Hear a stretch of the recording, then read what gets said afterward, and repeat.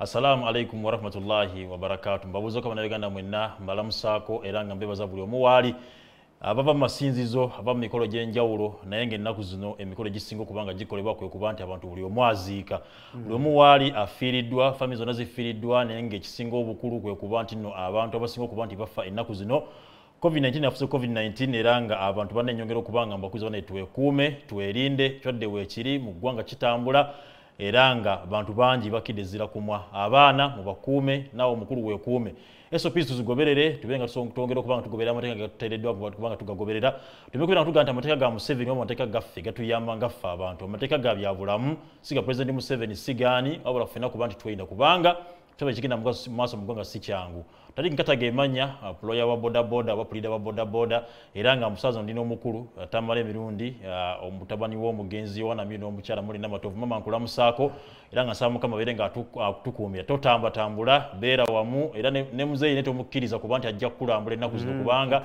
ye abantu babeera mu nnyo mugambe akubire bukubizi kasimu netajjawo oli kubanga obulamu tukyakweta gobeere ng'obeera mulamu munamenna mbageza okubanga mutugobera bulungi omukulu ero n'engeri gyazzeemu masiki tagijja akaŋŋambya ebintu si byangu muzeeyi Tamale masiki biganya okubanga ogijjako muganda wange nze nkola research that's why I've delayed other countries consult us bano abantu bali basente bafere tetubakolera I make a research nabadde ekyengera wakati w'essaawa emu ey'ekiro n'essaawa 3 nabaza ambulance ezisukka mu ttaano nga ziva ku sayidi y'Emasaka ndowooza zigenda Mulago nembuuza aba funeral companies ne baŋŋamba nti they could be burying 300 people per day every day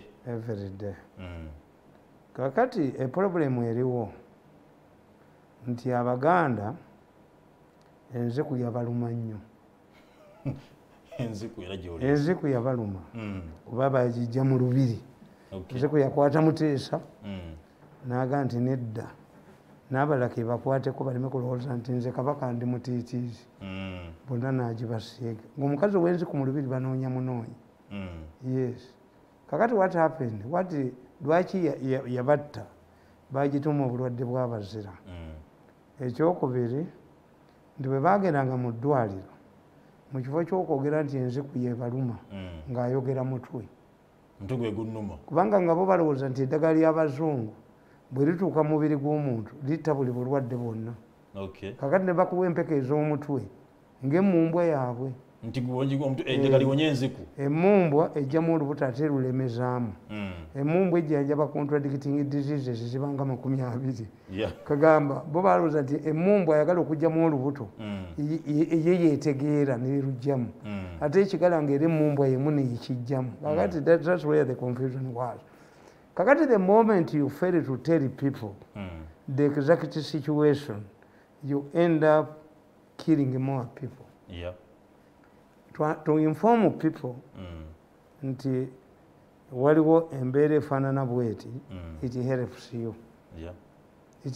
you nti abantu tubabuulidde but naye ekisinga obukulu kiri kimu nti as I always say nti bamafiya ba Uganda bakozesa short-term strategies they don't solve problems to solve a problem short-term strategies cannot solve a problem This is why I told you nti ebizibu bye muyina wano travel ban biki byonna byava ku kintu kimu Timbabazi bwe yagenda mu kooti n'afunayo 10 points that had to be implemented without fail lwaki abalamuzi bagamba 10 points 10 commandments 10 points Museveni zeyajja nazo this was the politics of symbolism.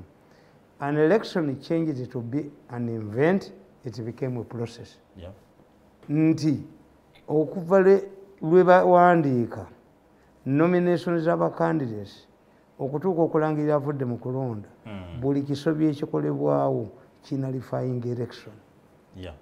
Bano tebabanyonnyola baladisi tebabanyonnyola abapoliisi tebabanyonnyola abaki tebaba kuba nabo bali tebamanyi kakati whenever you use a short-term strategy to solve a problem it cannot work. Tikisoboka. Abaganda baga nti totemera mpagi mu kibira. Empagi okugitemera mu kibira oyinza okuleeta eri shorter. Okay. It is better to accept to bring a taller mpagi than what you need. Than what you need. Otemelewa neno ngo. Otemelewa nenka. Instead of bringing a shorter. Yeah. Kakati bano ensobi gye baakola. To those babbi. And because you fear to lose government jobs, even the educated ones, the experts, believe afe tubimanyi naye tetubyogera. Why byogere bangobe ku mulimu? Kituufu. Because you fear to lose government jobs. Ne expertise yammwe mugitundayo. How do you explain a situation nti ba professor ba psychology tebalina mugaso mu ggwanga naye bamaama fiina balina ssente ba kojja kimbo abalina ssente buli TV eteekako kojja ne ssenga? This would be the work of psychologists.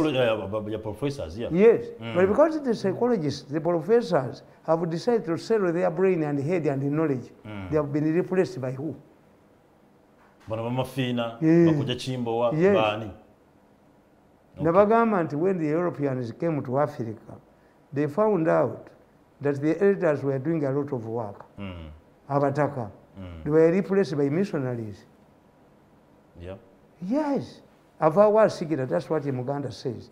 Kakati olw'okuba bano baddokita ba medical doctors bakkiriza ababbi babajooge balyeyo ssente.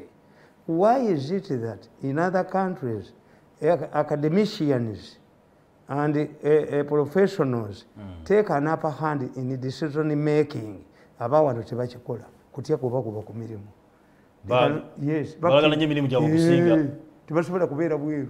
Nkwa erina kubeera ku nti. Nkwa zennyini aba wano nkwa. Nkoko nzungu. Nabagandi mugende ebusitema mulabe. Enkaba y'obusitema. Enkobe y'obusitema. N'ogitwala mu National Park efa. Yamanyira kugisuulira. Yamanyira kugisuulira. Kuba buli yayita wagiwa. Kakati abantu kasita bafuuka enkobe z'ebusitema ne batya okuva ku mirimu gya gavumenti. They sell their brain. Kituufu. To what we are doing now, why is it not happening in Rwanda? Why? Kenya, you are guided by a Sunday nation. These are experts who are talking. Yep. Experts are guiding society. In Uganda, they are not there. Baliba sente. Dr. Monje, Simonyoni, not Jono, Nabba Center Arcade, in the one cent in Naduka, and the professor Chakozikino, and the Chiba Cent in the Kiduka. 7 years spending a lot of money more about professors to Walichibakola. Kakati has it is that you pay. Okay. Once those who could convince people, give direction to people, succumb to money, then the society is taken over by non-knowledgeable people. Yes. And Kakati let us look. What do we need now, as far as COVID is concerned? Yeah. We must communicate. Next call the government. True. Nebo itaba kukusigenda. Bananyine sibo baba bekweseno. Go gendenge embwabo bali sene. Choba wadde kye badduka nakyo. I rather tell the people myself until brain young. Why? Because twafuna omukisa. We are not seeing COVID for the first time. Yeah. The president locked us, took very tough measures because Museveni is not a businessman. A revolutionary helps his people. His people, yeah. Museveni does not think in terms of money. But to solve a what? A problem. A problem. He locked us. Emmere ne bagibba 59 billion. Abasajja bagenda mu State House n'ababuuza. Moses Byaluhanga wali omulanga bamuyita Owori, mukyala gwe atudde. If I'm going to local Kampala for 3 weeks, how much money do I need? Ono Owori yali akola mu UN. Okay. He was supposed to go to Malaysia. Ababbi bawano ne bamulimba. Ne muganda togenda Malaysia, why don't you work for us? Yeah. Naye president yabawa 59 billion za mmere. Kuliko amata kuliko akinga abibaze. Bwe batuuka ekitugulu ne beefuukira bannaabwe. Kuwatudde ne basiba embwa. Owooli ne basiba embwa. Sente ne bazibba. Emmere teyaliiyo. nagenda ewa Aponye nambuuza you man why did you defend me nemuga nti I'm not defending ya Aponye the Aponye I'm defending I know him okay I know her nenga Aponye president bwe yali alonkinga obujanjalo n'obuwunga Aponye yali ayinawo yayina mu store Aponye n'abiwa ne babironkinga after Aponye bwe yamala obironkinga ne bamwiginga out ne bagende wa Mandela ne bakwata million 10 ne balimba mu kabaka yazirese ab'Emmengo bajje babbe nenga mise bali kodinga okay kwa Mandela rwanti tusumbi ne mugatula ku ttaka nja kubwa atula nyaate akati ebijanjalo bya Mandela n'obuwunga ne babiteeka mu ettaka okubyonona kati eyo malicious damage ani yasibwa doesn't government know if Mandela if Aponye the Aponye you know is not the Aponye you are talking about the Aponye the real owner of Aponye bwajeye amanyo bwatyo odduka n'ebibi babiyiwa mu ettaka ate nga sibo bweni yabiyiwa mu ettaka sibo opposition be babiyiwa mu ettaka bamunda and none was arrested tikina ensonga sookoleke tikina ensonga kaakati ne bagamba nti bakiyita sente all COVID patients must be taken to one area babbireyo sente ne bafunako isolation centers bazibiddemu sente nowa COVID fe tumuziika cemeteries ziriwo abantu mmwe dayo naatubuulira cemeteries ziri namukazi oyo gundi akyenyi temunnavaayo tell us where the cemeteries gyebazika abafu emizimu giruma abantu ekyobala nti odongo oto yagoba aba COVID patients mu ddwaliro lyewaabwe why do you bring them to us when all the resources are in Kampala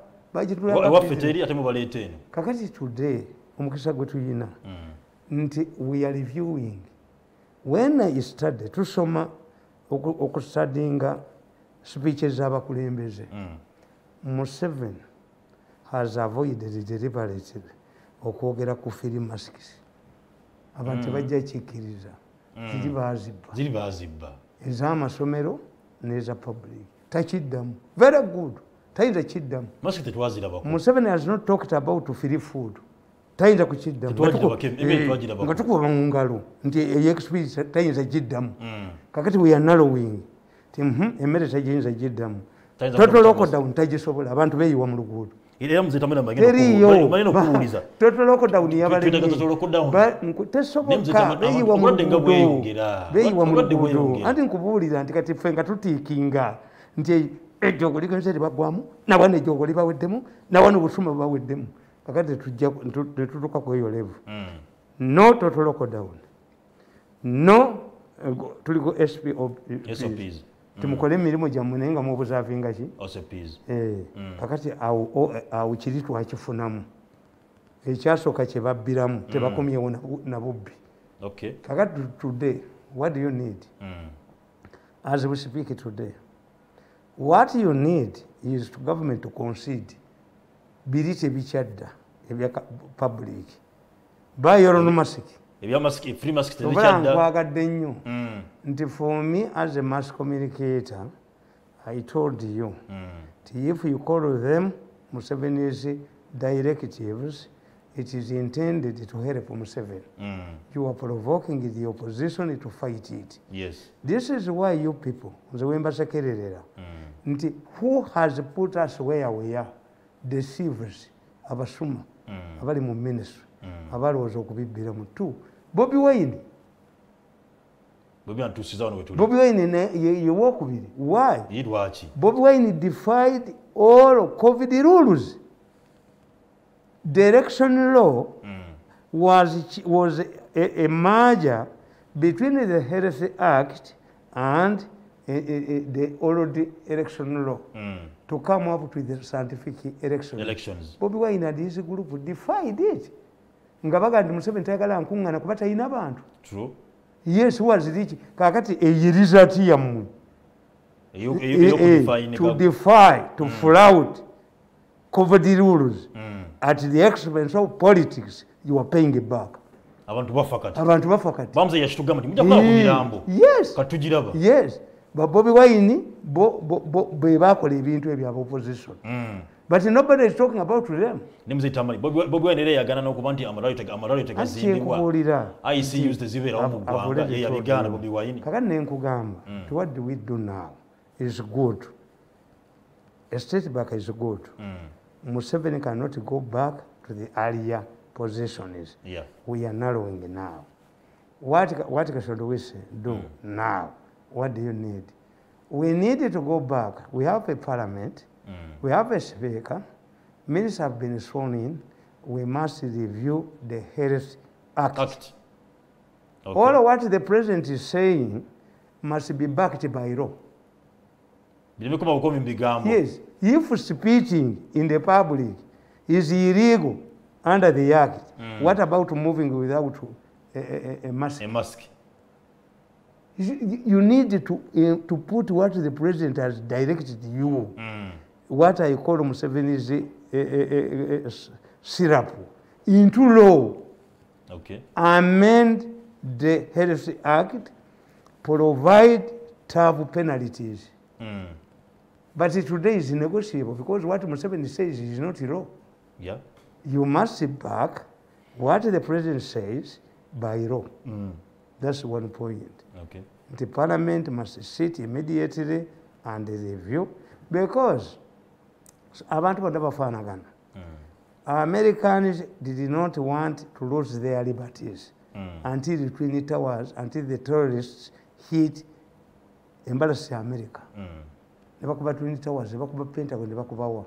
This is why Americans accepted. Terrorism has changed Americans and Europeans to change their liberties.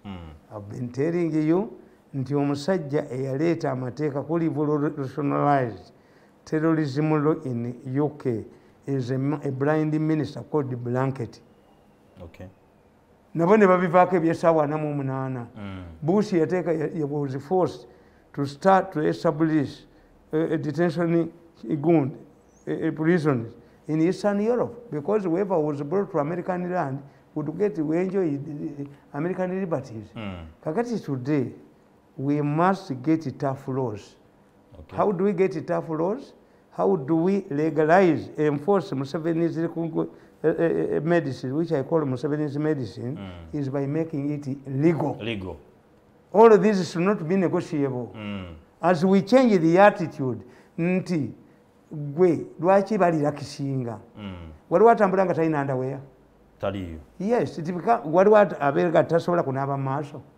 It became culture party to say that we use short-term strategies. COVID tajja kuvaawo.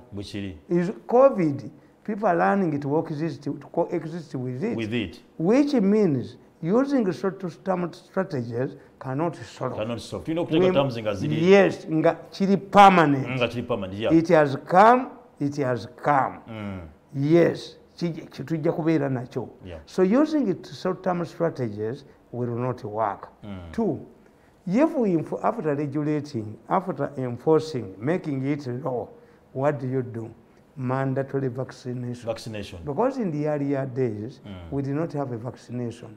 What was intended, as the president said, to disperse, ensure that you don't get it.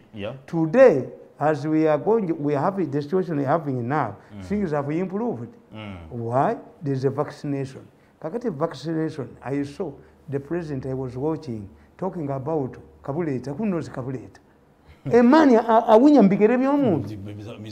This is how Museveni grew up some people. Yes, who knows him? That the president engages with the debate with Kabuleta. This is how Museveni grew up some people. The moment he appointed musicians as his advisors, then we lost the point that Bobi Wine cannot rule a country. Tokiraba kikitegeeza bwe kibanga kusaasira asobola okufuuka ne butcherman aba artist okubeera ba advisor ba president, then you are confirming that Bobi Wine can become can also be a president kubanga be bagezi be bamu and this one is better anti kakati nze logical oba ombuziza argument so the argument that Bobi Wine cannot become president of Uganda because of his background is undermined by appointing people in his group but who are lower, at lower ranks with the Bobby Wine, you are killing this. What we do, once we have the drugs and it becomes a mandatory testing, 2, under the law, if you are parading fake results 7 years, no fine. There must be punishment. Fake results ugende. Anti bwekimala okugenda muteeka muli nga parliament emaze okulivinga Health Act.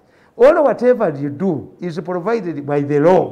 Kakati oba osigaza ekintu kimu jamu bino ebya first offender. First offender abassa abantu bameka. Get revolutionary judges. Get revolutionary magistrates. Like now that the American judges, the American judicial system is no longer conservative to a terrorist. Bakiyiseeko. Kati naawe mu Uganda bw'omala okuddira Health Act n'ogifuula nkambwe n'okola kakati awo leeta eddagala teririiwo. We don't have drugs.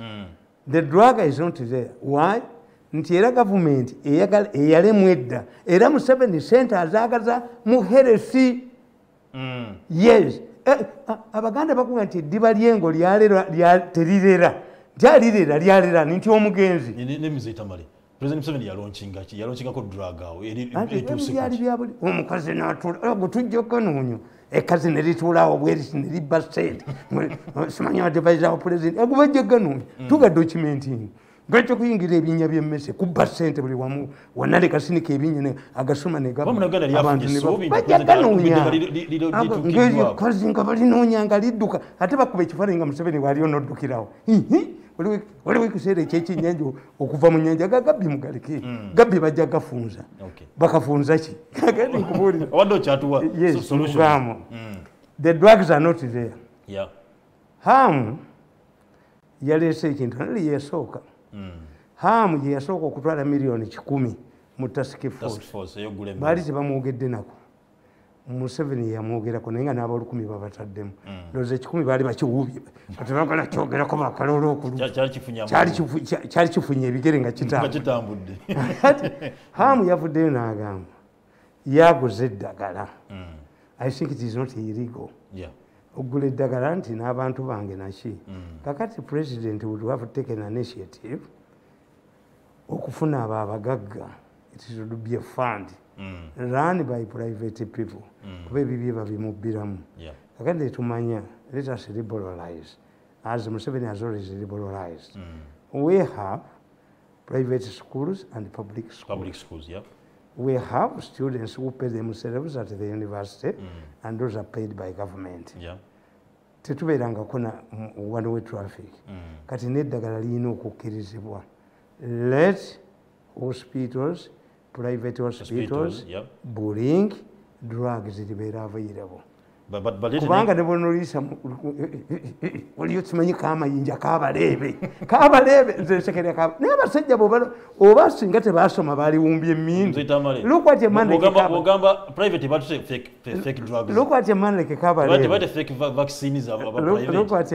Kabalebe. Kabalebe is the head of National Drug Authority. Kabalebe deploys people to look for drugs stolen from National Drug Authority. Eddagala lya gavumenti likwaliddwa mufa sikukuba mutayimbwa liyitawa. It should be Kabalebe to ashame him. Yes, because is it true that this is your drug in the pharmacies? Atoba kwata otya lyabuuse. It means you are incompetent. Because if the source, you are the only supplier, ng'eddagala liva mu National Drug Authority, how can you raid my pharmacy? Bamutayimbwa mutwe kutya ne batulugunya abantu. Put order in your stores. Because you would say, nti lyefaananyiriza ng'eryaffe. Oba abalireeta bagula gye tugula kubanga we don't have a monopoly. We are government stores. Kakati how can a manager omanyi lwaki Amini yayina amesopu z'amagye. Do you know how we solved the problem? No. Amini ebintu by'amagye nga bwe bakwata nabyo obabuulira ofiisi yabikujjisira ne bamukuba amasasi tebakwata ono ono gwe basanze n'omwenge gw'amagye ababuulira eyagumuwadde oli yakubamukuba amasasi naye Kabaleeba akola ng'omusajja omunafu mbu mukazi wange Nkagundi yamutambuza solve the matter at home Mukagundi tasomangako diguli lwaki owuwo gwatambuza why is it that eddagala lya gavumenti lye babba lwaki eri abantu lyebeereetera tebalibba nga tetufunangayo operation ekoleddwa amalwaliro ga missionaries nga ganoonya eddagala lyago Kabaleebe kanoyinja one day you'll answer kubanga bo bamala bafuna emirundi ebiri eddagala balibyeyo at one time president yagamba omukazi permanent secretary Nannon mark my drugs government of Uganda nagaana namugobawo Agati kugambi availability of drugs. Yes. How do we make sure that the drugs are available? Let the president forget about, okay, akole ebintu ebyo. Sente ze bazibbeyo gye bazibbira. Maybe abantu bwe batyo akiziganya nabo babbe nga bwatyo bwabasasula. Kati bo bali ababbibe batasobola kukwatako abakwasa ebibye. Kakati fakirize. But the situation now, even if we remain under this ngatewali inter-district travels without a mandatory testing guided by rules, era tugenda kufa. Tamale wegede ku inter-district travel. Awedda njala anti enkubuulira ngenda amawule gata kasoko mzetu kamade okutuusa bwadira ente ez'akalusu nga teziina ddagala kuba kyova olaba nti bwe batugamba nti waliyo kalusu Lwamira masaba billions mu government bagamente kalusu if they are not given money kitegeeza ente za kalusu ne bozigano zitwala mu katale zifa you block movement as you vaccinate or you treat kakati in absence of drugs President Museveni's directive eya inter-district ine kiyamba kiyatuyambyemu kiri kimu mugende mufiire ewammwe muleme kufuna cost nene yakujjamira kikirimu kyokka the 42 restrictions 2 days restriction would be followed up by mandatory vaccination. Nti within such a period ensure kubanza baddugavu mubamanyi waliwo tugiyita yellow fever gund certificate kali bwekati omanyi nti abantu bagula abasawo ne batabakuba kiyiso bangi nnyo kubanga omuddugavu ye bamugamba mbu ate gwe bakubye ne measles omwana gwe bakubye measles ate zikoneramu kakati gundi mindset eyo nti n'omuyigiriza omugezi ennyo nga bamubuulidde nti ensi gy'ogendamu eri yellow fever era tebamukuba kiyiso but in other country what they do enyonyi ekutwala enyonyi ejja kutwala nga tulina kabundi but the moment you arrive at the airport otasula $110 ne bakikukuba okitegedde kakati availability of drugs without drugs toyina kyojja kukola drugs tulina okukola ebintu bibiri bano abamesana abatuleza okuva nedda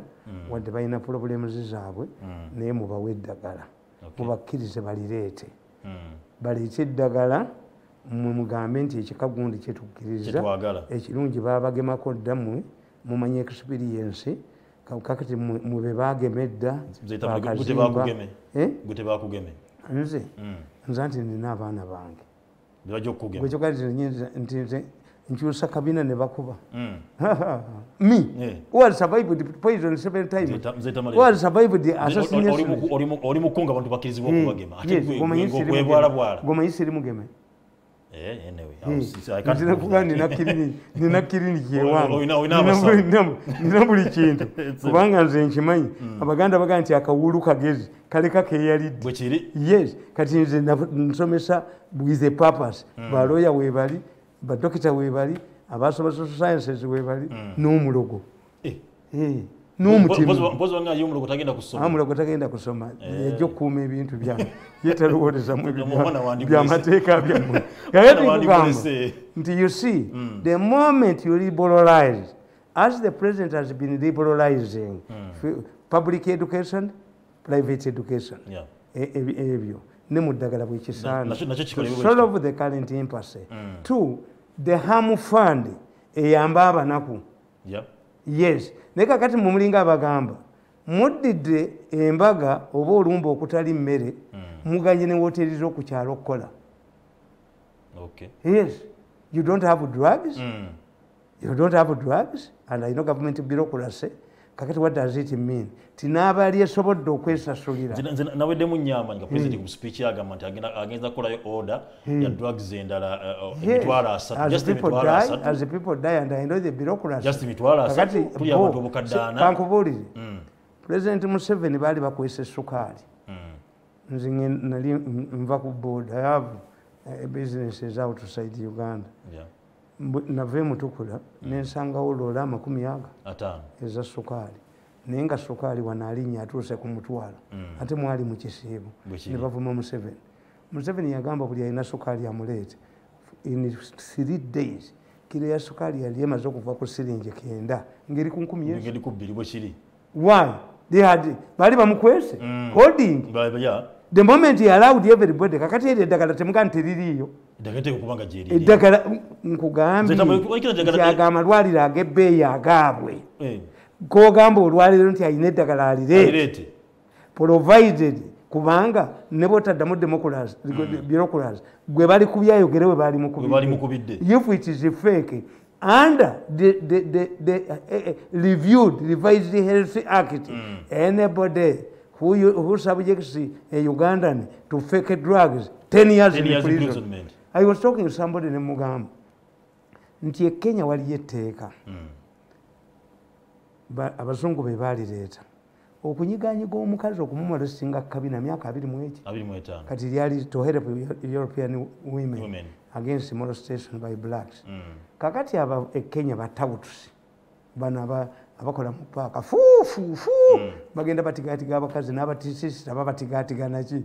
Kakati ekirungi ky'effe kye tukola abaana baffe tubatwala mu masomero g'abagagga ne bw'ataba mugezi naye afuna association. Kakati if today you say ti omulangira w'Ebungereza agenda kusomesa mu university gundi abagagga bonna batwalayo abaana baabwe kubanga omuntu ategeera bye yasoma nabo.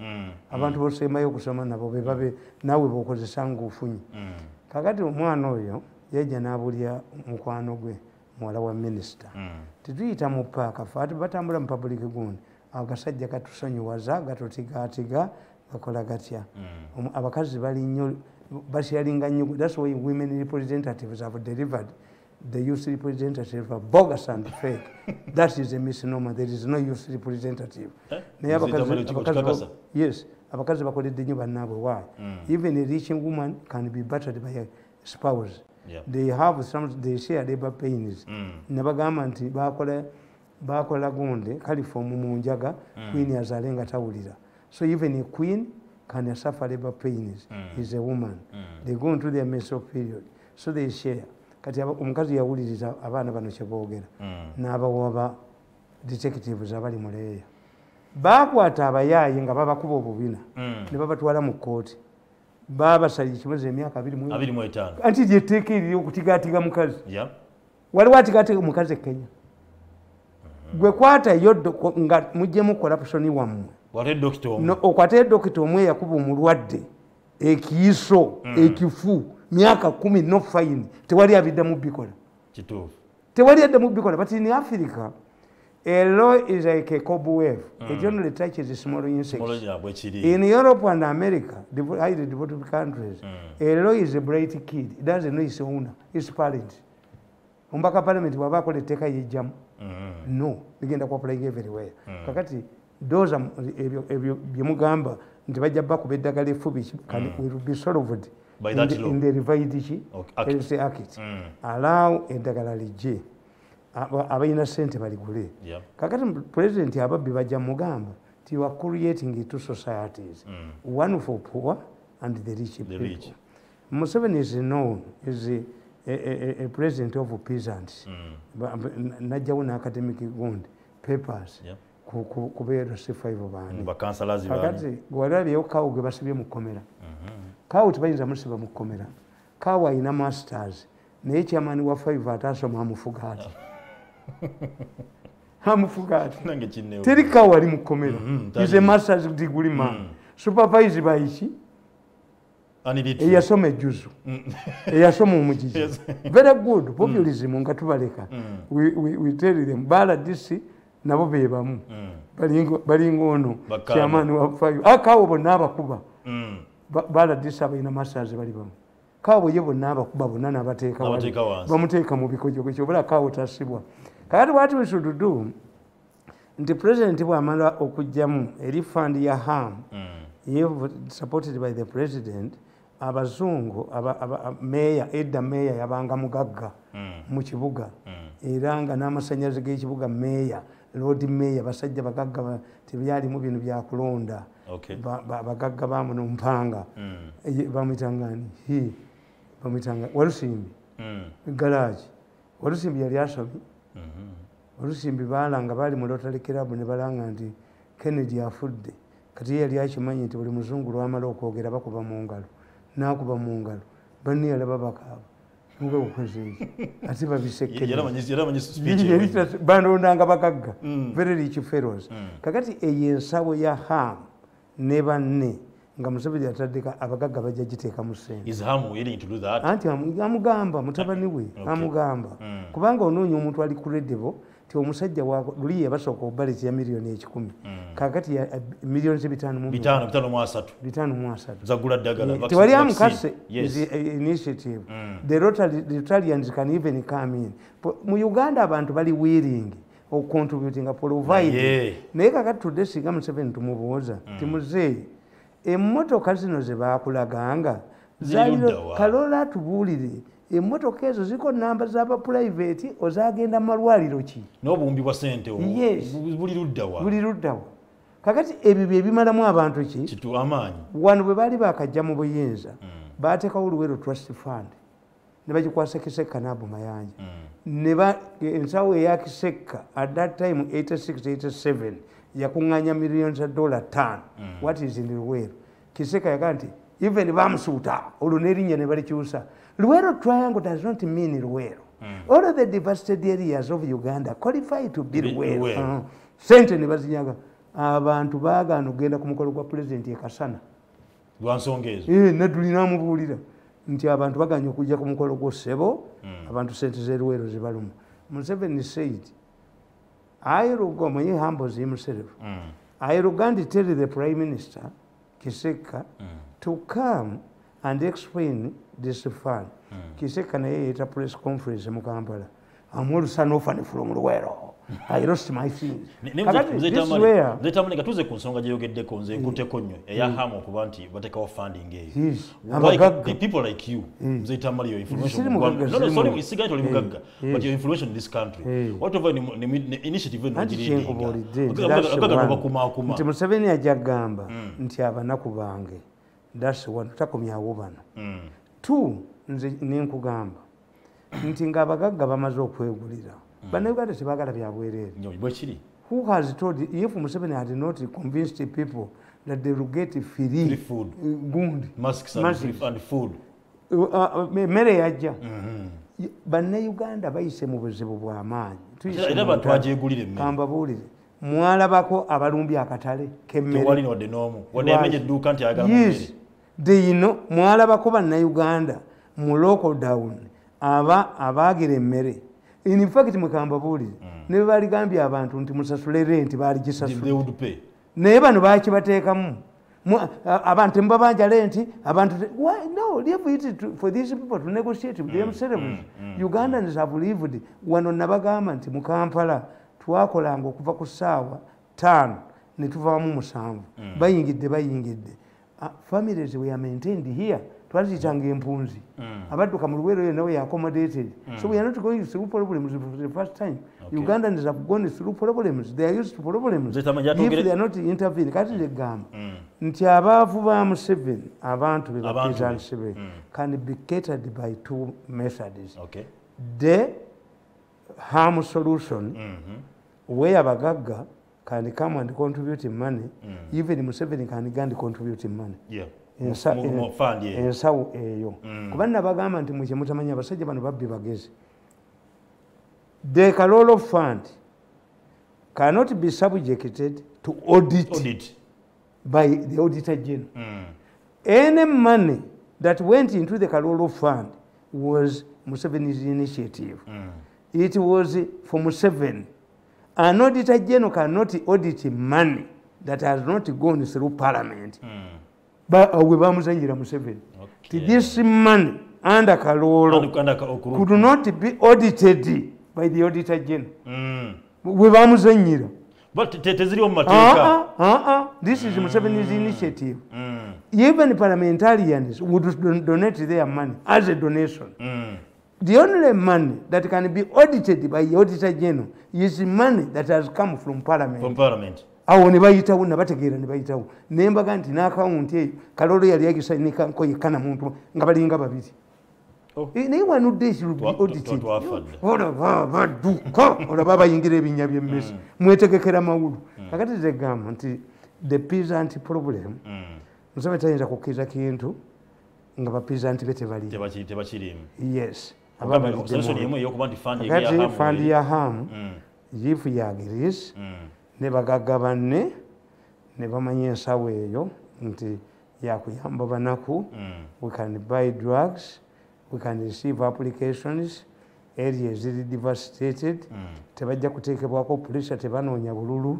These people, the goodness of these all the businessmen, they don't want to be in the parliament, tebanoonya bululu, tebajja kuteekebwako external pressure, tebajja kubirwa ssemu minister kubakubira timpereza eddwaliro ly'ewange mulikole ki. President alagidde they must have a direct line with the president. Some people will turn themselves into presidents nga bazze kubba ddagala eryo balitwala waabwe. Kakati the second option is the military. Your PDF defeated Yenzige. Yes. If you compare the money Rwamirama got for defeating Yenzige and what the money that was given to Kavuma, General Kavuma for defeating Yenzige, Rwamirama kanira nawe. Nga wamuyise Museveni namuyita n'ayita ne Kavuma ani sente ze baakozesa mu kulwanyisa enzige. Oyinza okugamba nti eza Rwamirama zaali metallic, ezono ze zaali insects. Kubanga twasasulako ne an outstanding debt eyalekebwayo ekitongole ekitubanja miliyoni za dola mmeka? 3. Ne batuga nti ennyonyi ziri mu bbanga, ennyonyi 3 ziri nga baana bali soloti, ennyonyi tezaaliyo, ebyennyonyi tebyaliyo, eyo owungo kabisa, eyo owungo tebyaliyo. But Kavuma wotegeera nti mafia eri entrenched mu print media. Have you ever seen any newspaper writing about Kavuma's and EPDF achievement? No. Kakati kyenkubuulira mu mawanga gonna amagye ge gakola ku disasters, floods, diseases like Ebola, because the military is trained for this. Abaavu be bano bapeasant be can benefit from the army. What if we go to China and get 2,000 mobile clinics equipped with the drugs, manned by army doctors, or they can recruit doctors from the private ground who are ready to work under strict rules of the military. What you have to do, to take away chitala, and maybe to violate gund, curfew gund, but for a purpose. Our local defense in the Batakuba band.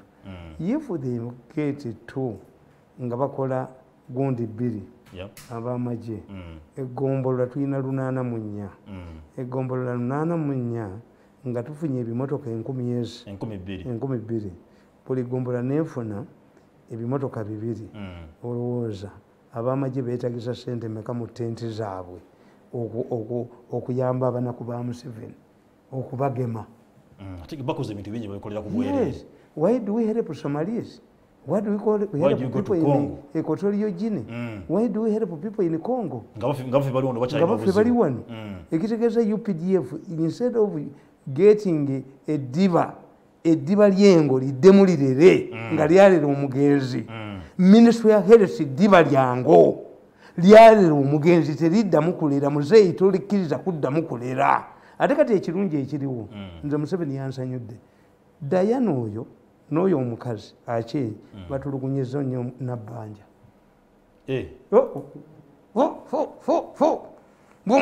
abadde mubugumi nabbanja ate kasita Museveni yamuwaanako ekiteeteeyi tekikyamutuuka kati bw'aba atambula akyenje olaba yakwata akapapula bakwata akapapula bakawe pulezidenti mbwanvumirire akwogereko anjogereko kubanga mbagambye nti sente somebody got 5 billion nga abantu tebasuze na mu hoteri ye nebagenda nga bazunga ku mahoteri manye ku ma TV mbu banzijeko kati they are in danger mbukamu tuli najjo ngo nyamukube nnyondo mu mutwe. Let me tell these people you have been disturbing my machines since last night. I think you are testing something. I'm going to destroy your machines. Organize okuva ekiro manyi bafunye setback akasajja akazungu kababba ku organic case kakati international criminal court yeyiye jjulo yonna ey'abalamuzi neyiwa ne balooya nti babagula babawa engozi bonna babagobye babatwala omusango gutandika mu July. They were started to two Chinese nationals, a Kenyan and a Rwandese. Kakati today nga bali mu Serena mu baweera bali bakoze agreement nabo abazungu ndoza nabo bali basente kakati jule bagisatuludde baloya babasulu bali be bawasente kakati the probe has reached 150 people. Bagezi. When I hear this man, the chairman of the Doctors Association, I laugh at him. How can you raise your head when 72 people of your members, surgeons, Ugandan surgeons, the hospitals they are talking about, the list they are talking about.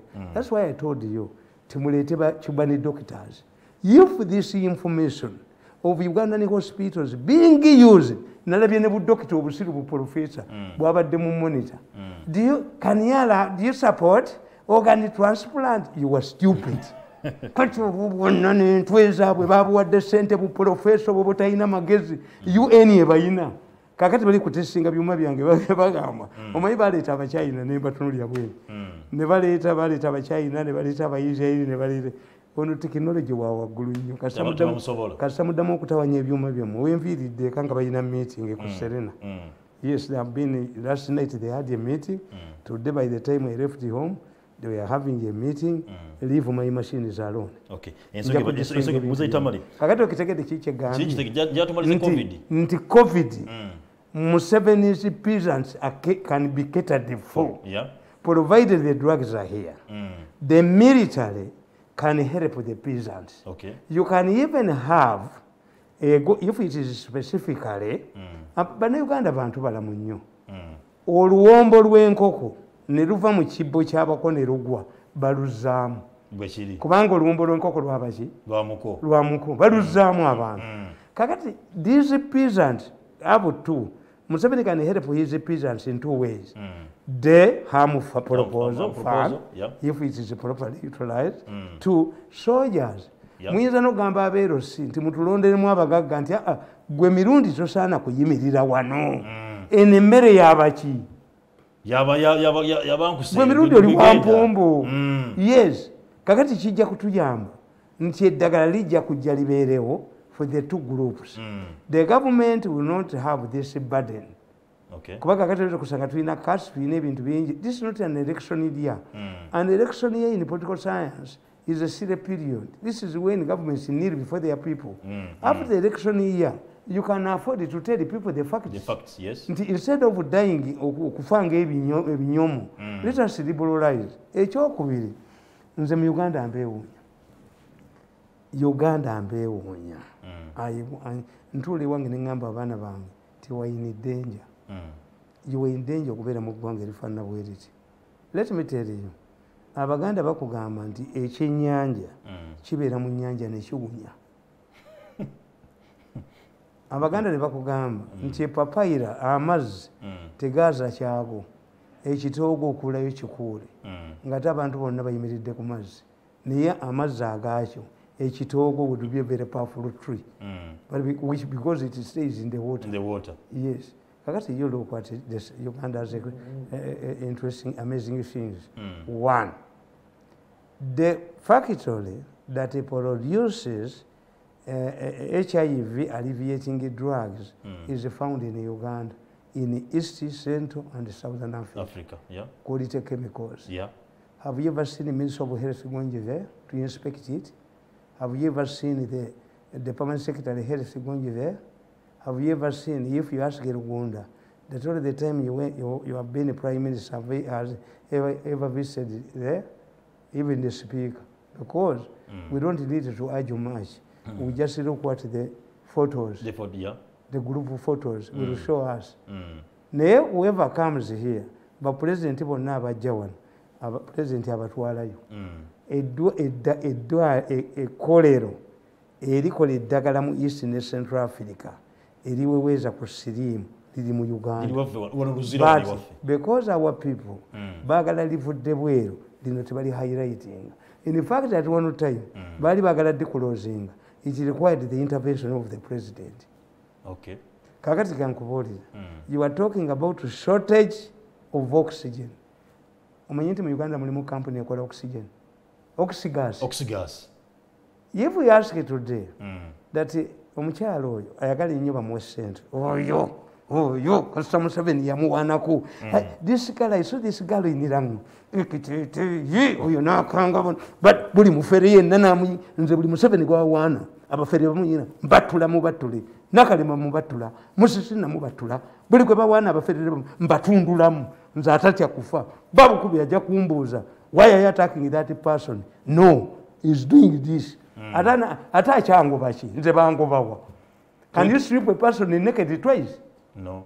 Ate nina mulimu ki? Tewali. I'm just helping you. What job do I have? Nina mulimu ki? Akugobe kuki? Kati angobe kuki? Msajja asobola okukuma temuva mu nyumba yange. I'm just helping you. You cannot strip a person naked twice. True. Bamugobe. This man should be sacked. Where? Bangobe muki? Mugwanga. Anda we amwagitwala empale ne mugitwala esati ne mugitwala kati wange mwine yoki. What do you have at my home? I'm just helping you because for me I know nti president yalaba Gayitano. Gayitano Museveni teyakondoninga kintu Gayitano kye yakola. But Museveni called Gayitano namugamba nti you can help us with your following in the youth to fight HIV. Okay. Sikiri. No, two people realize the importance of Gayitano. Wava muno yamuweereza Mercedes Benz emukime ku kisaawe because wava muno had a TV station. Yeah. Museveni ye yamuyitayo si kumwebaza bye yakolera ku TV. Museveni is a moralistic man. Naye yamanya nti omwana ono alina influence muki. Era president baakuba gundi bebikulu amasasi yayina ne gyava n'awita n'alaga ensambi. Why? Nti ategeera nti omusajja ono mwana ono balina following. If their following is properly utilized. Era singa bano bali tebaagala kubba ssente, Bobi Kulu yabafuukira ekizibu ne baagala omugoba babbe. If Bobi Wine was properly, Baby Kulu was properly facilitated, yali ajja kuba Bobi Wine. Kubanga their percentage mu support si nnene nnyo. No. Okay. The best person who could confront Bobi Wine was not Kusasira. No. Was not Butcherman. Baby Kulu. Kubanga bonna balina ba supporters. Baby Kulu yaliyo. Baby Kulu abadde. Nga bamwagala. Bamutwalanga kikumi waliwo nannyini nsi. Waliwo nannyini nsi ayagala ennyo ssente. Olaba nange baali bantadde kakiiko mukanoonya bululu. Tumutadde kakiiko akayinfo nolinjo kubaka omumwaso omutwe. I cannot work with anybody. Anybody who believes that I have something to do, I must have a budget. Why do I work under somebody? Mr. Tamale, manja nasto nyija tukolekula leo. Kakati okitegedde. Wasonjera tukolekula. Tugenda kudda katono nnyo. Oxygas. Company eri mu Uganda. Ekola ki? Oxygen. Kakati eyo tebagyogerako. Bagala ku import. Bagala kuleeta. Oxygas. What does Oxygas need? You go there and review that you have been machines ozina ntie uina mu store ya munange simanyi kakati what do you need to have this gas even stored bwekibanga enugundi eweddeko store kubanga abazungu kye bakola kyali bwe kiti abazungu abantu baabwe bafa lwa three things. One, heresi baali bagivaako dda. if you have a hygienic society abantu tebalwala gwe bakalwala emirundi emeka kati ng'omusajja nganza ontwala mudwaliro nga nti ndwadde gundi ono wabbi kolera kubanga kolera mu Uganda buli nkuba lwe yatonyanga kolera ye yawanguza yiga akalulu the moment we got Mugisha ono wa national water abantu ne banywa gundi piped water abanye ne banya bottled water kolera is no more ono omusajja gwe nakugamba luli owa Nabugabo omusajja baddayo ebisasiro mu Kampala tiyafuna na ku mudaali naye ekikulaga nti omusajja was effective kaloli zaali mu maaso ga Bank of Uganda kaloli zaali ku gundi mu Centenary Park kaloli zaali ku Crescent Towers. Why? These were the centers of cabbage. Kaloli yosikavenje erya bivundu the moment oyo omusajja ke yayola ebisasiro kaloli zaava mu Kampala tezikyaliwo kakati oxygas is owned by Uganda. Okay. Has government gone there? Bagenda ne batugamba ti buli mmere yonna egenda okuweebwa abantu egenda kuyita mu National Bureau of Standards. But was it included in one of the areas under COVID? No. Because cargo planes are still coming here. If government helps this man or your nanyini oxygas nebo muwabuwi demand no more business. He look for his money. Yes. He knows where the machine are. Gwe muwe business omugambe gundi ababasajja abo abakolite chemicals came to State House. Ne mother company bagitani Sipula owned by an Indian. Kakati omusajja oyo akulira Sipula omuyindi was kept waiting for the president for an hour, for 2 hours. Omuyindi nangamba nti what's your role here? I'm the spokesperson of the president. Do you get time to talk to him? Yes. When you get time to talk to him, tell him he's the only African leader who has kept me around for 2 hours. Nga Sipula company y'abayindi. But the Indians wanted to share with the Commonwealth countries kuba nayo mwefulia superpower. Niyo omusajja era president bwe yabasinkana waliwo ba minister babiri baali boogera Lunyankole nti factory gikube ya Bukenya kozi ne Katongole ono wakolite chemicals maama we Lunyankole aluwulira bano tebategeera nti onawulidde Lunyankole. I went back and told them to no mukimwakoze ensobi kugamba government kugalantinga mmwe mugambe president nti agalantinga eddagala sekubawa ssente. They came back, the president agreed. Kubanga alabye ababbi baki abasajja wano mu Kyogamu basulirwa abaali abagezi babagamba hoteli zaffe tumaze okumanya muyo invest in our hotels nefe tujja kuteekayo ebitanda kasanvu banaavaawo kakati even this man oyo oxygas yeetaaga ndowooza ono Nabbanja yanaagendayo Nabbanja prime minister agendeyo abuuze omusajja wa oxygas nti what do you need to produce enough oxygen for our hospitals? Katuba tusigaze ekintu kimu ventilators nti oxygen taliyo ventilators tiziriyo kakati waliwo kiprofesa kirimake n'entwe yakyo n'entwe agabbi agasuma bakiwandika mu mawulire Makerere Donald developed ventilator ziriwa ziri mu mpaleyo sajja gwe ziri mu mpaleyo ebisajja ebyo waliwo kino ekigambo kyakola Kayola assembling oba manufacturing. Tamale ngenda kusaba my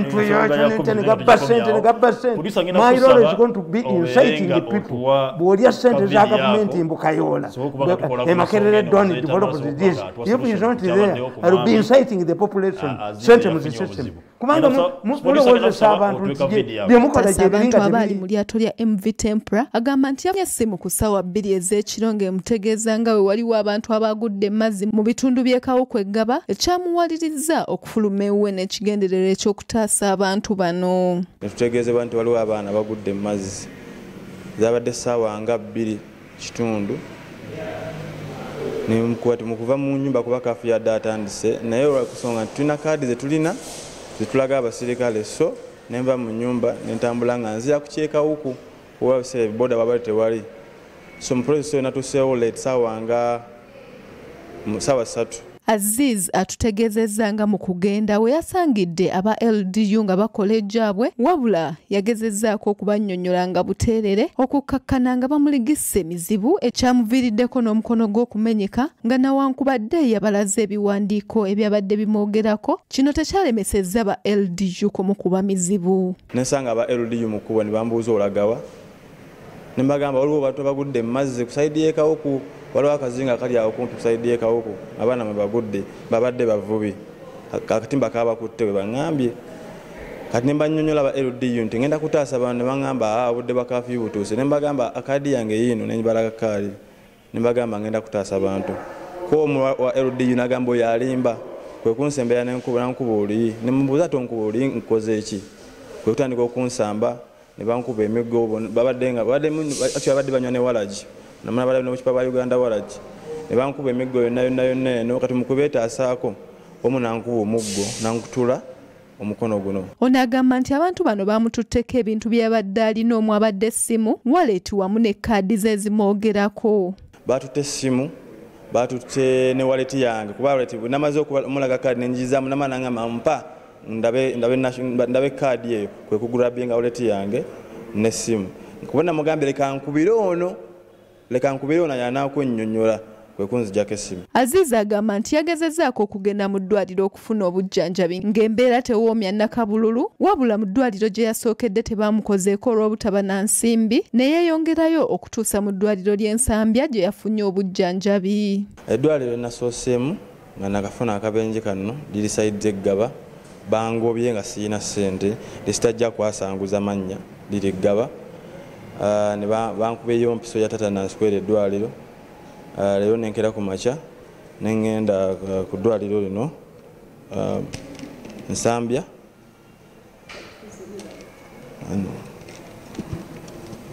Nsambya kwe kunkolako bino bibankozeeko nene sente zimu zisasudde kuba mbadde sizirina mbagambe kange nenoonya sente ne baŋŋamba balina okunkolako sikaani okuteeka omukono guno mu sikaani oteekeko ekiseminti kuba eggumba lyakutukidde wakati.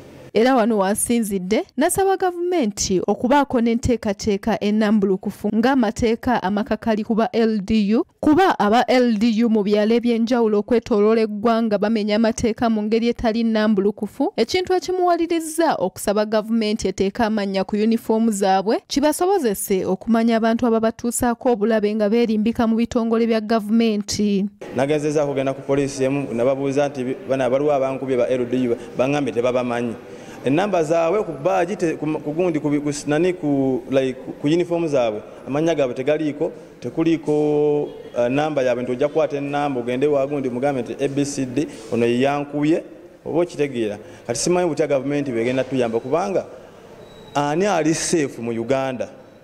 Mu kwogerako n'omwogezi wa poliisi mu Kampala n'emirirwano Luko Wesigire avumiridde ekikolwa kino wabula n'asaba omuvubuka ono okuddukira ku poliisi y'e Kabalagala asobole okufuna obwenkanya.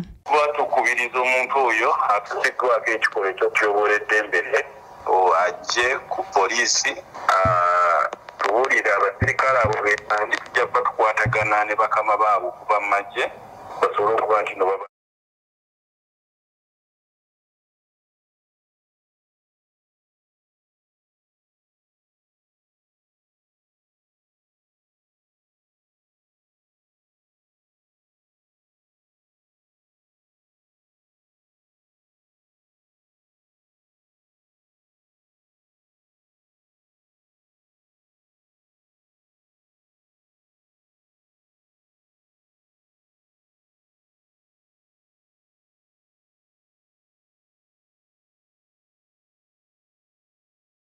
de kabenje tomuyamba sino mukwana local defense kubanka kakati kankubuulize tewa abo they in an area mwebali bamanyiddwa you find the reaction of the authorities aba government abali mu kitundu omwo reaction yaabwe ki you can mobilize them on parade nabo munabakolanga akatumba atamanyi yamutwala n'atamutwala ng'abamukainya bali babiri. Ani mzee Tamale azisa kugambye bulungi kampanya tebalina manya ku uniform. Kana abana bazuula atya. Bakoze parade yaabwe mu kitundu ono n'alemu okubalondamu. Kati ayogera ku local defense nze amaluso gange gazina vali esinga local defense. Nze nabaleeta solution tekasatta omuntu wa local defense unnecessary nga tunoonya gy'ava nga naye tumusasulirayo ku bakadde be. Simple matter. If you want to solve a problem create a contradiction. Kuba kakati oyo omusajja luli yajja n'ayamba kakati yagenze kuyamba n'abagwa mu babbi. Batenda bakole fujje waffe kalakala tubaziga tubaziga bwe bali netuleka tukula emifulejje netuleka tuleeta n'embwa enjizi naye awonawo alla aba yamusoli fewaffe mulimu ebintu byenda mu bitundu ebirala tekani enable the victim people waffe kukyala ekalakala nti waliwo nanyi ntaka ze nagobamu abantu nga twalagawo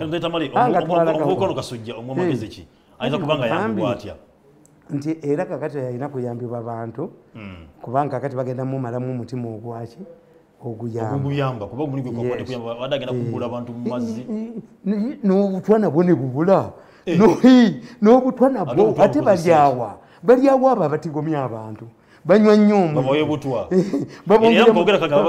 babateeramu sukaali mungi babateeramu sukaali you cannot have you see that's why me I laugh nti when I came out to help the people kakkabe yali asibidde ku bizinga nga gundi eringa hitirazi gundi kampu y'abayudaaya nga sobi abalabirira bwe nayogera nti abantu bali ku kizinga bakiyita lw'amayuba babajja mu safe house ekyengera ne babasiba abasajja okulowooza nti bali ku mmeeri bawulyanga ekiseeyeeya okubatwala okulima nga babasiba egundi nembaga kandi Museveni believe nti there is slavery in his country tekikkiriza and where can he get it kaka yali akontrolinga amawulire gonna but when I started talking about them ne babajja ku kizinga lw'amayuba ne babatwala ku kizinga ekirala kakati bw'obeera ku kizinga olowooza nti distance between where you are n'olukalu ntono kati ekyaddira kyali ki abamu ku bo bana bayagala okuwuga cause infested by crocodiles. Kakati are we not paying? We have received foreign aid cuts because of local defense as such a people. We are getting travel bans because iyo group yakubanga babubi wine. But we are paying. We are paying. As a country is paying. Why do you employ non-educated people?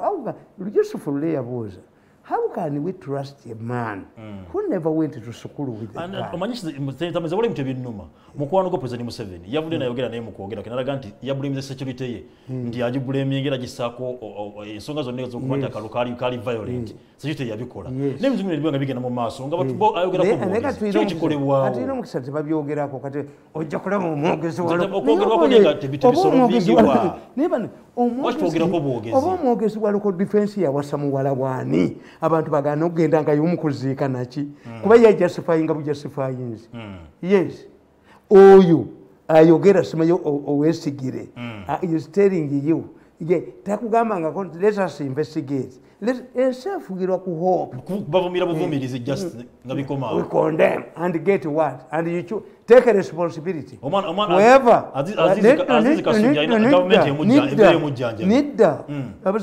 no take a responsibility olaba omusajja naye abasajja bamwabo mujje mumpe mbasomese musajja ki ababoogezi ba gavumenti enanga yagambye twetaaga authorization ya president to releasing files eziri ku serious murders.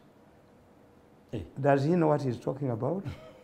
That because the killers of those files, the findings implicate people who need the attention of the president, we cannot. Why do you seek permission from the president to release a murder file? Kakati byeboogera They are not trained in mass comm. Okay. They don't know what they are talking about. They don't know the implications of their statements. When a spokesperson of the police says that police investigated and concluded these cases, but we only need authorization from the president to make this go to the public. Did the president direct you, or it was the police? Side 2. Why do you okungamba? Nti why? Reporters of zino zifulumya. Zataaga kalidinaali azitunulemu.